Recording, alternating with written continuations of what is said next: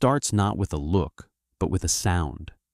A taut, searing hiss the moment the slender sausage meets smoking steel, fat spitting, a cloud of marjoram rising sharp and green into the air. Before you've even seen it properly, your body has already decided it wants one.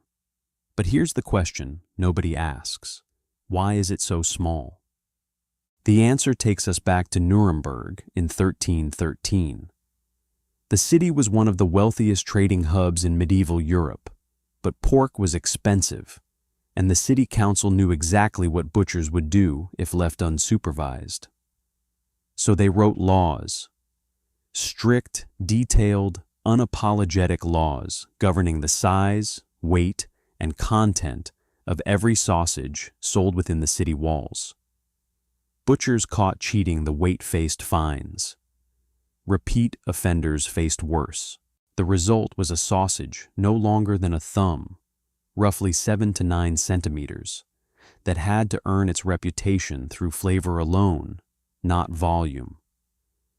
And so they turned to marjoram, earthy, slightly minty, meadow-sweet, more herb than most sausage makers would dare.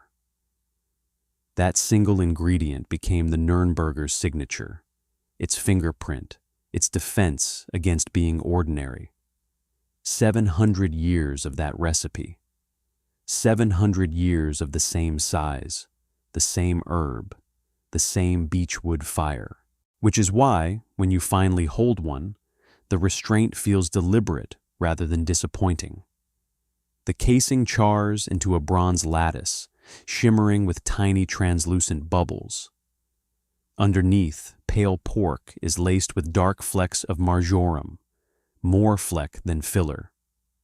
The first bite delivers exactly what it promises, a split-second snap, a rush of juice that tastes clean and herbaceous, and a ratio of shattered casing to coarsely ground pork that is somehow perfect every single time. 3 of them, tucked into a crusty roll with a stripe of mustard, is all you need. The Nurembergers call it drei im Wegla, 3 in a roll, and they've been eating it that way for centuries. By the 20th century, the rest of Germany had noticed. Sausage makers across the country were labeling their products Nürnberger, trading on a name they had no right to use. In 2003, the European Union stepped in and granted the Nürnberger Rostbratwurst protected geographical indication status. The law was clear.